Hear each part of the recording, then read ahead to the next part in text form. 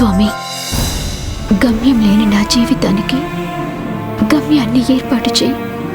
దొరబాబుకి ఎలాంటి ప్రమాదం సంభవించకుండా, ఏ ప్రాణహాని లేకుండా కాపాడు స్వామి.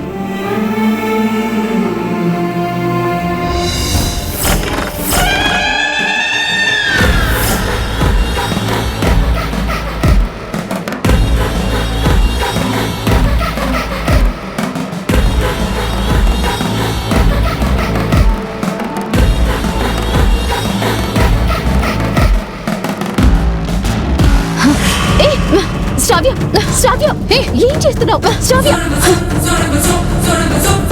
శ్రావ్య, వదులు. శ్రావ్య, వదులు. శ్రావ్య, వదులు. వదులు శ్రావ్య. శ్రావ్య, నిన్నే శ్రావ్య. శ్రావ్య, శ్రావ్య, శ్రావ్య, ఏం చేస్తున్నావు? శ్రావ్య, ఏం చేస్తున్నావు? శ్రావ్య, శ్రావ్య,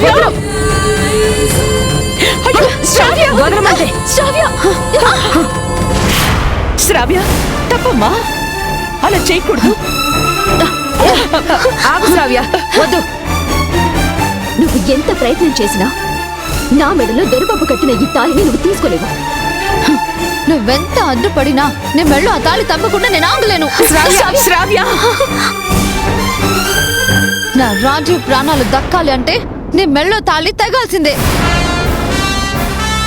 నువ్వు మాట్లాడే దాంట్లో ఏమైనా అర్థం ఉంటే శ్రావ్య? నీ స్వార్థంతో నా రాజు ప్రాణాలకి ముప్పు తీసుకురాలేను. ఏంటి రెచ్చిపోతున్నావు?